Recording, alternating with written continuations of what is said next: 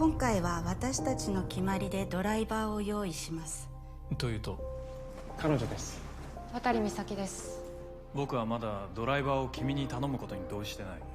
私が若い女だからですか？高槻コーチです。アーストロフ役を希望します。拜托。そこまでありがとう。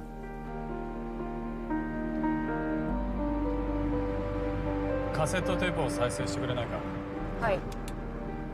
どうした？そんな浮かない顔をして。誰の声なんですか？妻の声だ。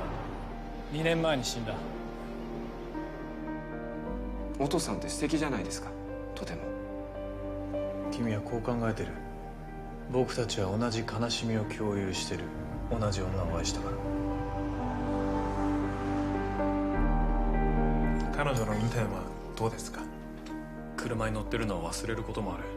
彼女にドライバーを頼んでもらってよかったと今は思ってます。君はどうして広島に？実家の裏が山なんです。大雨で地滑りが起きて母はその事故で亡くなったんです。上十二滝村、君の育った場所、僕に見せる気はあるか？